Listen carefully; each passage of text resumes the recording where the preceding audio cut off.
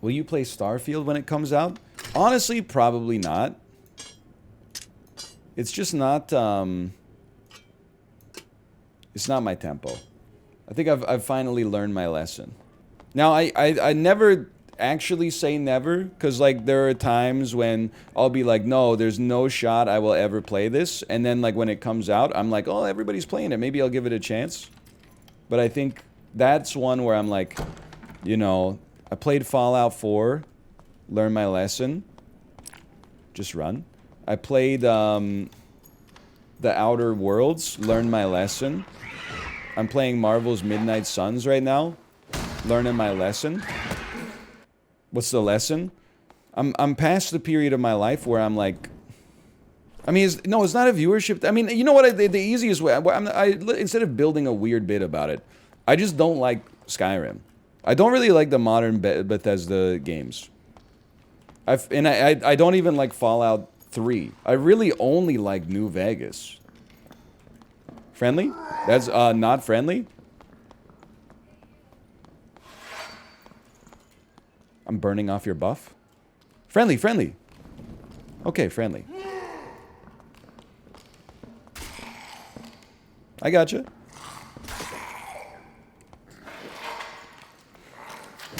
All too easy. Oh, man. That is good stuff. I get it. That dude was trying to project power. He was like, you know, I'm gonna make it seem like I'm scary. I don't want to be in this room.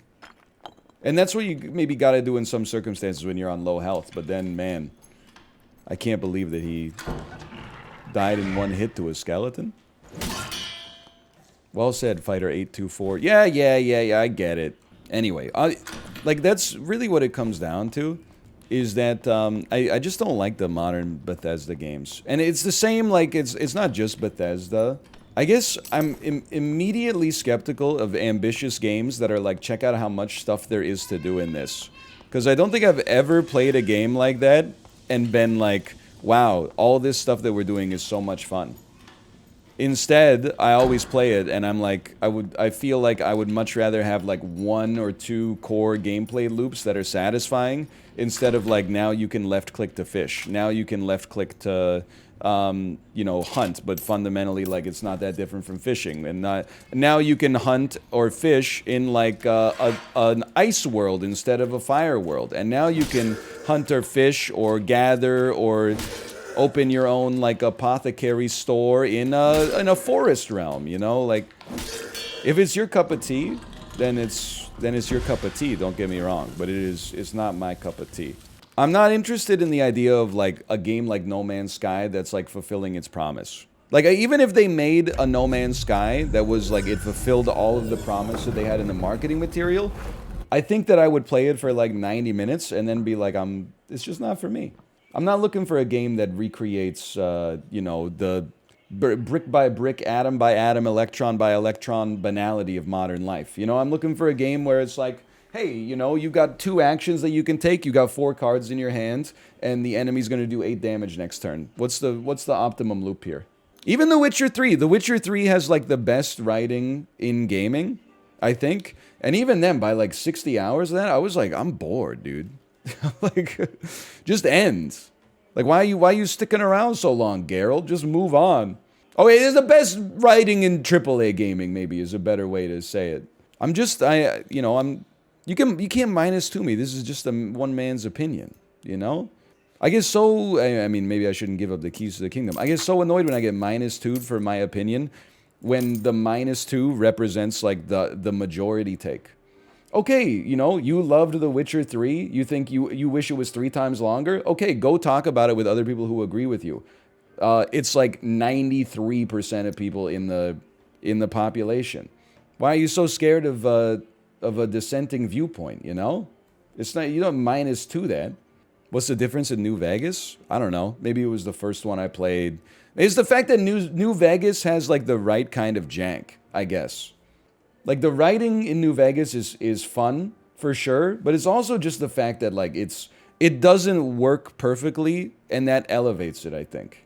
Like, I don't want an Ubisoft Fallout New Vegas or something like that. Like, I don't want New Vegas, but made competently. I want it exactly the way they already got it.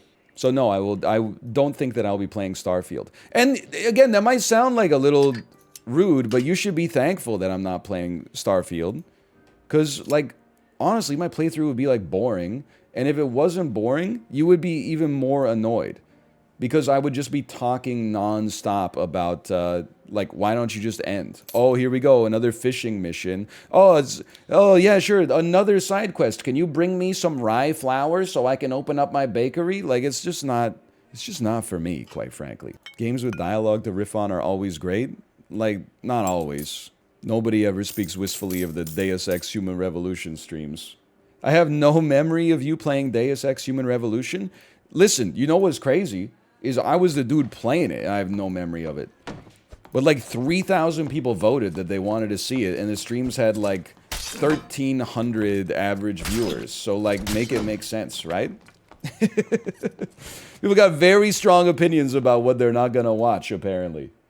Which is why I march to the beat of my own drum instead of like... And you know, there's some things where I think governance by committee makes sense. I don't think, you know, when you're in something as personality-driven as Twitch, that's why I think... I mean, maybe other streamers just have a better temperament than I do, but...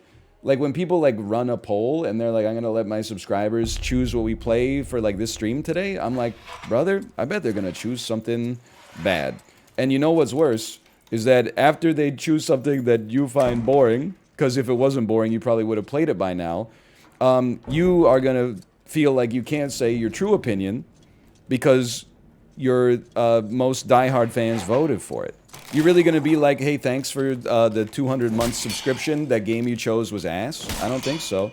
Anyway, that's the... Would love to know your thoughts on this. I would definitely rather play Bunker Life than play Starfield. Or, I don't know, maybe I got the wrong idea about Starfield. Maybe Starfield comes out,